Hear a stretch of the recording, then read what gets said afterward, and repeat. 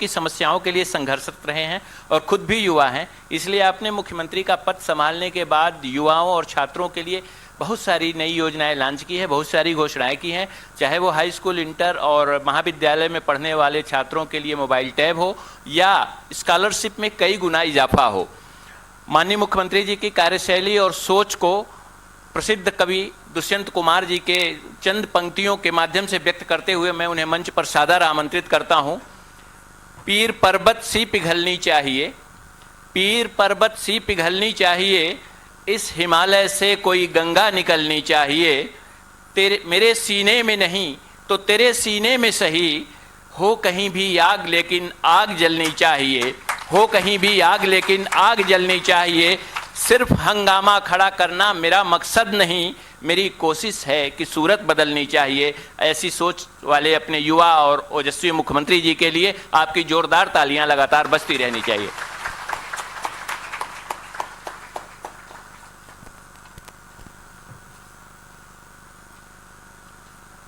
बोलिए भारत माता की। आप लोगों की आवाज कुछ कम आ रही है, थक गई हैं क्या सब? कितनी देर हो गई? काफी देर हो गई क्या? हैं सेमवाल जी? अच्छा जोश भरे। चलिए बोले एक साथ, भारत माता की, भारत माता की। अंतर्राष्ट्रीय बालिका दिवस के अवसर पर अभी आप सब लोग जिनको सुन रहे थे, जो पिछले 4.5 वर्षों से लगातार हमारी मातृशक्ति के बीच में, हमारी बालिकाओं के बीच में, छात्राओं के बीच में, सभी बहनों के बीच में, पूरे उत्तराखंड के अंदर एक एक करके, एक के बाद एक योजना और एक के बाद एक योजना, अभी मैं कह रहा था उनसे कि इस आपके विभाग के कितने कार्यक्रम होते हैं,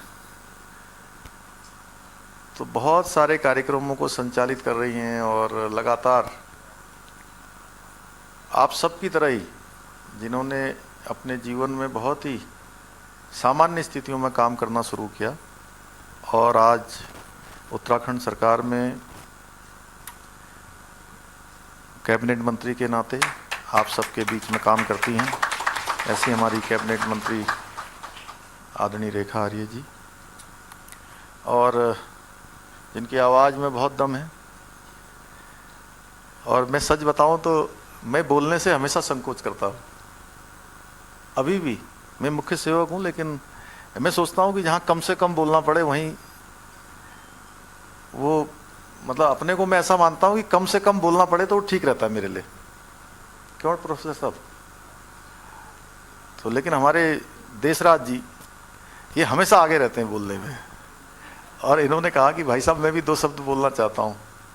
मैंने कहा जरूर बोलिए। हमारे ऐसे ओजस्वी वक्ता, बहुत ही लोकप्रिय विधायक भाई देशराज कर्णवाल जी, और हमारे विभाग के इसके सचिव श्रीमान हरीशचंद्र सेमवाल जी, अखिलेश जी सिंह साहब, एवं सभी विभाग के सभी अधिकारीगण, सभी कर्मचारीगण, सभी आए हुए हमारे सभी अतिथिगण, सभी अभिभावक बंधु, सभी उपस्थित मेरी प्रिय सभी छोटी बहनें, आज बड़ा सुंदर दिवस है और नवरात्रि भी चल रहे हैं। कहते हैं जो शक्ति स्वरूपा, हम इस शक्ति की पूजा करते हैं। कहते हैं या देवी सर्वभूतेषु शक्ति रूपेण संस्थिता, नमस्तस्यै नमस्तस्यै नमो नमः। तो आप सब लोग शक्ति की प्रतीक हैं, साक्षात आप यहाँ पर आई हैं। और ये मुख्यमंत्री निवास, जहाँ मुख्य सेवक के रूप में आप में से अधिकांश जो पहली बार आई हैं, सभी शक्ति स्वरूप मेरी जो माताएं हैं, मेरी छोटी बहनें हैं, मैं सभी का यहाँ पर अभिनंदन करता हूँ कि आप सब लोग साक्षात रूप में यहाँ पर आई हैं। और बेटियों के लिए चंद लाइनें हैं, वो मैं आपके सामने कहना चाहता हूँ। वो होती हैं चिड़िया की चचाहट की तरह या कोई निश्चल खिलखिलाहट, वो होती है उदासी की हर मर्ज की दवा की तरह या उमस में शीतल हवा की तरह। वो आंगन में फैला उजाला है या गुस्से में लगा ताला है। वो पहाड़ की चोटी पर सूरज की किरण है, वो जिंदगी सही जीने का आचरण है वो ताकत जो छोटे से घर को महल कर दे, वो है बेटियां। तो आज आप सब लोगों को यहाँ पर बहुत ही अच्छा कार्यक्रम विभाग के द्वारा हुआ है। सभी मेधावी हमारी प्रिय सभी छात्राओं को आज टैबलेट देने का काम हुआ है। मैं उसके लिए आपको बधाई देता हूँ कि ये टैबलेट आपके प्रोत्साहन के लिए है और आपके ज़रूरी काम करने के लिए है। कहीं ऐसा ना हो कि पता चला कि आपने टैबलेट ले लिया और टैबलेट में क्या है, गेम खेलना शुरू कर दिया, या दिन भर कुछ और देखना शुरू कर दिया, यूट्यूब देखना शुरू कर दिया, यूट्यूब चैनल खगालना शुरू कर दिया। वो भी करिए, जो ज़रूरी है वो सब करिए, लेकिन सबसे पहले वो काम करिए जिस काम के लिए आपको ये टैबलेट आज मिला हुआ है। मैं आपको बताऊं कि आजकल इसका ऐसा चलन हो गया है, ये स्मार्टफोन का, सॉरी टैबलेट की जगह स्मार्टफोन है। हाँ, अब क्या है कि हम लोगों ने इस समय टैबलेट टैबलेट क्यों आ रहा है मेरे मुंह में, कि हमने जो है 1 लाख जो 9वीं में 10वीं में 11वीं में पढ़ने वाले, 12वीं में पढ़ने वाले या डिग्री कॉलेज में पढ़ने वाले 1 लाख, यानी कि सब मिलाकर 3 लाख के लगभग सभी छात्रों और छात्राओं को हमने तय किया, हमारी सरकार ने, कि हम सबको, चूँकि इस महामारी में सब ऑनलाइन हो गया था, इसलिए आगे अगर कोई ऐसी स्थिति परिस्थिति पैदा हो, और वैसे भी आईटी का युग है, संचार का युग है, ज्ञान विज्ञान दुनिया आगे बढ़ रही है, तो सभी के पास टैबलेट होना चाहिए। और सरकारी स्कूल में बच्चे वाले, डिग्री कॉलेजों में पढ़ने वाले सभी बच्चों को हमने टैबलेट देने का जो निर्णय किया है, उसके कारण से मेरे मुंह में बार बार टैबलेट आ जाता है, और जब तक टैबलेट पहुंचेगा नहीं तब तक मेरे दिमाग से टैबलेट निकलेगा नहीं। क्योंकि क्या है कि कोई घोषणा मैं सोचता हूं कि पहले तो हो ना, अगर कोई घोषणा हो गई है तो घोषणा पूरी जरूर होनी चाहिए। मैं भगवान को साक्षी मान के कहता हूं कि हे भगवान, मेरे से कोई भी काम ऐसा मत करवाना जो मैं न कर पाऊं। क्योंकि बचपन से मैंने 2-3 चीज़ें सीखी कि एक तो अपने कमिटमेंट का पक्का रहना, और दूसरा अनुशासन में रहना। मेरे पूज्य पिताजी अब इस दुनिया में नहीं हैं। बचपन से चूँकि वो एक सैनिक थे और मेरा लालन पालन उन्हीं सब परिवेश में हुआ, तो हमेशा मैंने जो है ये सीखा कि अनुशासन में रहना है और कमिटमेंट का पक्का रहना है। यानी कि जो कहते हैं ना, प्राण जाए पर वचन न जाई, रघुकुल रीत सदा चली आई, प्राण जाए पर वचन न जाई। तो उसका मैं हमेशा पालन करता हूँ। इसलिए मैंने कहा है कि जो भी हम घोषणा करेंगे वो सारी की सारी घोषणाएं हम धरातल पर उतारेंगे। जैसे अभी हमने 6 महीने तक अपनी सब आशा बहनों को, आंगनबाड़ी की बहनों को, उनको जो है 2-2 हज़ार रुपये 6 माह तक देने की घोषणा की थी, और 1,000 रुपये प्रोत्साहन राशि हमने अभी रक्षाबंधन के अवसर पर दी थी। उसका कल हम लोग जो है एक क्लिक करके कल सारा डीबीटी के माध्यम से उनके खातों में देने का काम हो रहा है, कल सीधे पहुँचेगा। इससे पहले भी जितनी घोषणाएं करी हैं, पिछले दिनों मैं टिहरी गया था, तो टिहरी में गया था तो वहाँ मैंने देखा कि कम से कम 100 से भी ज़्यादा लोग टिहरी में एक जगह पर खड़े थे। मैं झील का निरीक्षण करने गया तो मैंने सोचा कि जैसे मैं सब जगह जा रहा हूँ तो ये लोग भी किसी न किसी काम से आए होंगे, या कोई आजकल चूँकि चुनाव का वर्ष है, कोई इधर खींचता है कोई उधर खींचता है। वो है ना, जंगल में शेर आया, क्योंकि चुनाव, शेर भी क्या है, वो क्या है, बकरी बन गया वाली बात है, क्योंकि चुनाव आ गया है। तो चुनाव के समय में ऐसा लगता है कि कोई इधर से खींच रहा है कोई उधर से खींच रहा है। हमारे यहाँ सभी की अपनी अपनी डिमांड होती है, और स्वाभाविक रूप से सबको लगता है इस समय जो भी मांग करेंगे सब पूरी हो जाएगी। तो वहाँ भी मेरे मन में ये विचार आया, देशराज जी, कि ये लोग भी शायद चुनाव के संबंध में कुछ यहाँ मांग करने आए होंगे। लेकिन जब मैं पास पहुँचा तो मैंने कहा, बताइए कैसे आए हैं आप लोग? तो बोले, हम आपका धन्यवाद करने के लिए आए हैं, जो आपने पर्यटन के क्षेत्र में और परिवहन के क्षेत्र में हमारे टैक्सी संचालक हैं, राफ्टिंग करने वाले हैं, होटल चलाने वाले हैं, सब लोगों को जो कोरोना महामारी में आपने 200 करोड़ रुपए का पैकेज दिया है, उस पैकेज का पैसा हमारे खातों में आना शुरू हो गया है। तो हर क्षेत्र में हमने प्रयास किया है कि जो भी हम घोषणाएं करेंगे उन घोषणाओं को पूरा करेंगे, उनका शासनादेश निकालेंगे, उनको धरातल पर उतारेंगे और उन पर काम शुरू करेंगे, और जिन पर काम शुरू करेंगे उनको पूरा करेंगे। जिन योजनाओं का शिलान्यास करेंगे, हमारी सरकार की प्राथमिकता है कि उन कामों को हम पूरा करेंगे, यानी कि जिस काम को शुरू किया है उसको अंत तक पहुंचाएंगे। तो इसलिए मैं आज के अवसर पर आप सभी लोगों को बहुत शुभकामनाएं देता हूं। और ये स्मार्टफोन जो आपको मिला है या मिलने वाला है, अभी मिलने वाला है, मिल गया समझ लीजिए, यहाँ आ गए तो मिल गया ना तो इस स्मार्टफोन को जो है, जिस काम के लिए सरकार ने सोचा है कि आप सब लोग इस स्मार्टफोन को लेकर खूब आगे बढ़ो, खूब तरक्की करो, साधारण से असाधारण की यात्रा करो, जमीन से आसमान को छूने का काम करो, उस काम में लगाना है। नहीं तो है क्या कि रात भर बैटरी भी ख़त्म हो जाती है, और कई बार रात भर खेलते खेलते सवेरे जब आप लोग अपने काम पे जाओगे तो बैटरी भी खाली मिलेगी, इतना हो जाता है। कई बार रात में इतना भी ध्यान नहीं रहता। मैं आपको बताऊं कि मेरा बेटा छोटा है, अभी 8 साल का, उसको मैं कई बार पहले सोचता था कि वो मेरे साथ सो जाए, अब वो सोता ही नहीं मेरे साथ, अपनी आमा के साथ सोना चाहता है। तो एक दिन मैंने जानने की कोशिश करी कि ये मेरे साथ क्यों नहीं सोता है। तो मैंने माताजी से पूछा, अपनी ईजा से, कि ईजा ये हमेशा कहता है तुम्हारे साथ ही सोना है, मेरे साथ क्यों नहीं सोता है।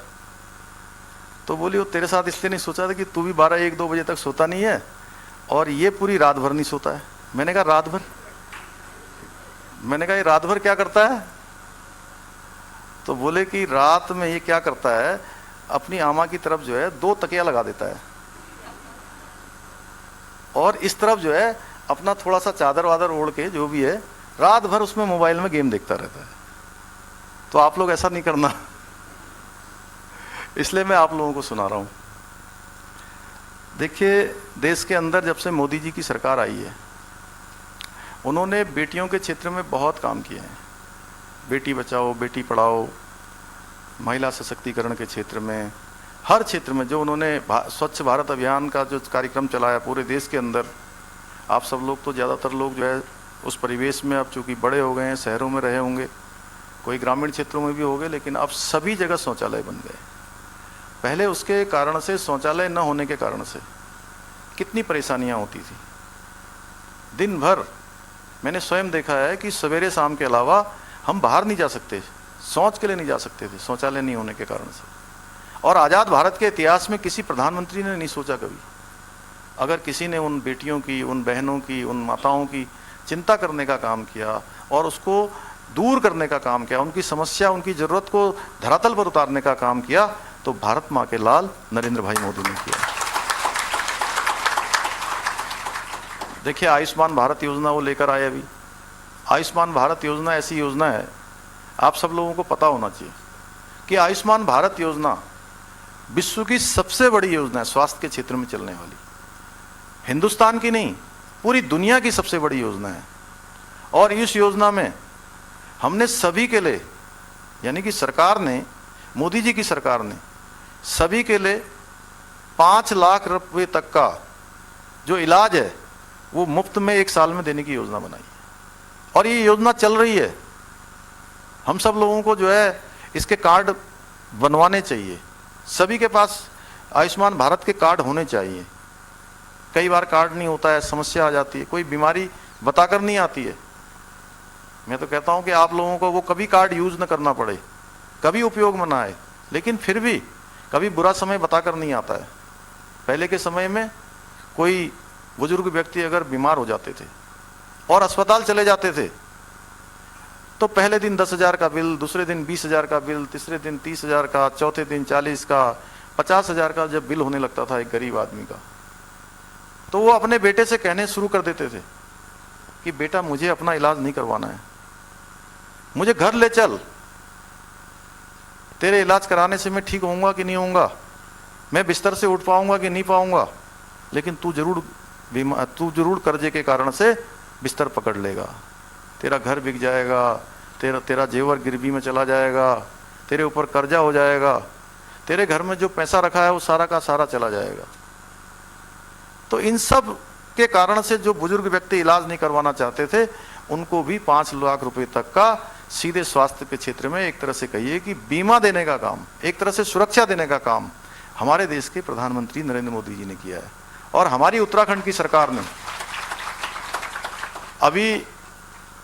अभी तक 44 लाख लोगों ने इसके कार्ड बना लिए हैं, 44 लाख लोगों ने, और 3.5 लाख से भी ज्यादा लोगों ने इसमें अपना इलाज करा लिया है। और 460 करोड़ रुपया अभी तक सरकार का इसमें खर्चा हो गया है। और अभी तक कार्ड बनाने में 25 रुपया 30 रुपया लगता था अलग अलग जगह पर। हमने अब ये कार्ड भी निःशुल्क बनाने की घोषणा की है। अब कार्ड में भी कोई पैसा नहीं देना पड़ेगा। स्वास्थ्य के क्षेत्र में हमारी सरकार ने 207 जांचें निःशुल्क कराने का जो है हमने प्रावधान किया है। CSC PSC जितने सरकारी अस्पताल हैं 207 जांचें मुफ्त में होंगी। इसी प्रकार से उज्ज्वला योजना, बाकी योजना के बारे में माननीय मंत्री जी ने बोल दिया है, रेखा जी ने, उनके बारे में मैं नहीं बोल रहा हूँ, जो उनसे छूट गई है वो बोल रहा हूँ। तो उज्ज्वला योजना ऐसी योजना जिसमें कि हमारी माताएं बहनें कभी जंगल जाती थी, कहीं से गीली लकड़ी लाती थी, सूखी लकड़ी लाती थी, परेशान होती थी, उसके बाद चूल्हा फूंकती थी, और चूल्हा फूंकते फूंकते उनके कलेजे के अंदर, उनके पेट के अंदर 400 बीड़ी सिगरेट के बराबर जो है धुआं चला जाता था, जिसके कारण से तमाम बीमारियां होती थी, आंखों से आंसू निकलते थे। मैंने स्वयं देखा है।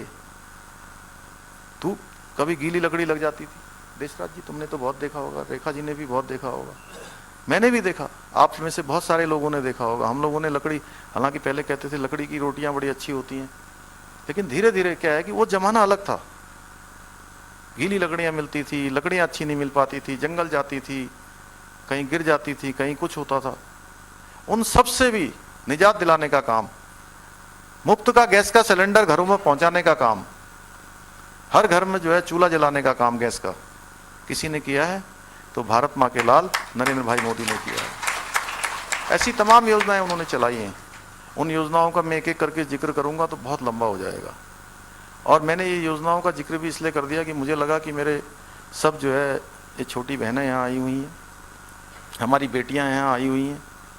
हम लोगों ने वात्सल्य योजना चलाया, जिसके बारे में रेखा जी ने बताया कि ऐसे बच्चे जो अनाथ हो गए हैं उनकी पूरी परवरिश करने का काम, मैं मामा के रूप में, ये बुआ के रूप में, हम इसको लगातार चलाने वाले हैं।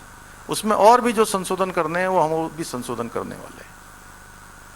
हमने जो हमारे सरकारी पद हैं 24,000 सरकारी पद, उन सरकारी 24,000 पदों पर भर्ती की प्रक्रिया हमने प्रारंभ कर दी है। हजारों आवेदन अभी तक निकल गए हैं। आप सब लोगों में से जो इंटर में अभी पास हो रही हैं या आगे परीक्षाओं में, प्रतियोगी परीक्षाओं में भाग लेने वाली हैं, हमने 1 साल की आयु सीमा बढ़ा दी है। 1 साल आयु सीमा बढ़ा दी है। इसके साथ साथ जो समूह ग और ख की परीक्षाएं हैं, लोक सेवा आयोग की आने परीक्षाएं हैं, जितनी भी परीक्षाएं होने वाली हैं उत्तराखंड के अंदर, जो उत्तराखंड सरकार के अंतर्गत लोक सेवा आयोग के अंतर्गत आती हैं, या अधीनस्थ सेवा चयन के अंतर्गत आती है, चिकित्सा चयन के अंतर्गत आती हैं, उन सभी को हमने आवेदनों को निःशुल्क कर दिया है। यानी कि आप कितने भी फार्म भरिए, आपको कुछ देखना नहीं पड़ेगा इस साल के लिए। तो इस प्रकार से हम तमाम काम कर रहे हैं। मैं आज आप लोगों से ये कहना चाहता हूँ कि देखिए, मैं भी लंबे समय तक विद्यार्थी रहा हूँ, और एक सैनिक का बेटा होने के नाते जितने जीवन में जितनी परेशानियाँ हो सकती हैं, उन परेशानियों का मैंने सामना किया है। इसलिए मैं महसूस कर सकता हूँ। मैं आप सबसे केवल एक ही बात कहना चाहता हूँ, एक ये कि आप सब लोग आज देखिए इतने मेधावी हैं, इसलिए आप यहाँ पर आए हैं। आप लोगों ने अपने कक्षा में, अपने परीक्षा में, दोनों में आप सबसे आगे रहे हैं, तो आपको अब जीवन में सबसे आगे रहना है। लेकिन एक बात ध्यान रखिएगा, जो जीवन में कभी लौट कर नहीं आने वाला है वो समय है। समय हमारा बहुमूल्य है, बहुमूल्य ही नहीं, जिसका कोई मूल्य नहीं है। अब हम लोग ये सोचें, इसलिए लोग यहाँ बैठे हैं, मंत्री जी सोचें, मैं सोचूं, या सेमवाल जी सोचें, कर्णवाल जी सोचें कि हम लोग आपकी तरह विद्यार्थी बनकर क्लास में पढ़ दें, क्लास में हम पढ़ाई करें। क्या कर सकते हैं क्या? बताइए, जोर से बोलिए। नहीं पढ़ सकते। और आज से 10 साल बाद आप लोगों में से भी कोई सोचेगा कि हम फिर से पढ़ाई कर लें, फिर से हमको विद्यार्थी जीवन मिल जाए, तो क्या मिल सकता है? क्या नहीं मिल सकता। इसलिए इसका पूर्ण रूप से सदुपयोग करना है, पूरा सदुपयोग करना है। देखिए, जब खेलने का टाइम हो उस समय खेलिए, जब अगर मोबाइल चलाने का टाइम हो उस समय मोबाइल चलाइए, घर का काम करने की जब जरूरत हो तो घर में काम भी करिए, लेकिन जो काम करिए पूर्ण मनोयोग के साथ करिए।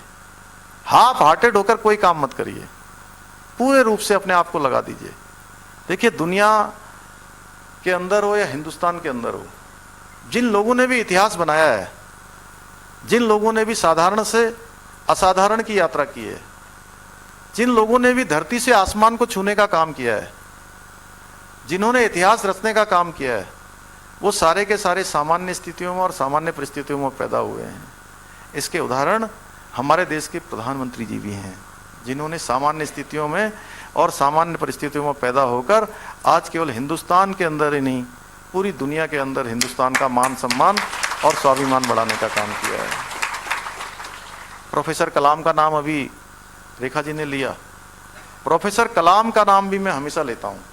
जब भी मैं विद्यार्थियों के बीच में जाता हूँ, हमारे छात्रों के बीच में, छात्राओं के बीच में, तो प्रोफेसर कलाम का नाम मैं अवश्य लेता हूँ। प्रोफेसर कलाम एक सामान्य से मछुआरे के घर में पैदा हुए। उनके पिताजी एक मछुआरे थे और एक मछुआरे के बेटे को अपने जीवन में आगे बढ़ने के लिए कितनी कठिनाइयों का सामना करना पड़ा होगा, तमाम प्रकार के अभावों को सहना पड़ा होगा, तमाम जरूरत की चीज़ों उनको मिली नहीं होंगी, लेकिन उसके बावजूद भी उन्होंने एक संकल्प लिया था, उन्होंने एक शपथ ली थी कि मुझे देश के लिए कुछ कर गुजरना है। और वो देश के बहुत बड़े वैज्ञानिक बने, और वैज्ञानिक ही नहीं, उसके बाद वो देश के राष्ट्रपति बने, जिनके अंतिम क्षण भी केवल और केवल भारत माता के लगे, केवल भारत माँ को समर्पित थे। हर समय केवल किसी के लिए सोचते थे तो देश के लिए सोचते थे। उन्होंने हमारे सामने तमाम प्रकार के विजन रखे कि आने वाले समय में हमारा देश कैसा देश होगा, हमारे देश की पॉलिसी कैसी होंगी, हमारा देश दुनिया का सबसे ताकतवर देश होगा, हमारा देश सबको दिशा देने वाला देश होगा, भारत दुनिया का नेतृत्व करने वाला देश होगा। ऐसे तमाम विजन वो हमारे सामने रख कर गए। तो मैं उनको इसलिए हमेशा स्मरण करता हूँ। मैं आप सबसे भी कहना चाहता हूँ, देखिए, जीवन में आगे बढ़ने के लिए आप जीवन में संकल्प ले लीजिए और एक दिशा तय कर लीजिए। संकल्प लेने के बाद उसमें विकल्प नहीं आना चाहिए। जब संकल्प में विकल्प आ जाता है, संकल्प में विकल्प आ जाता है तो संकल्प टूट जाता है। संकल्प टूट जाते हैं, रास्ते हमसे दूर हो जाते हैं।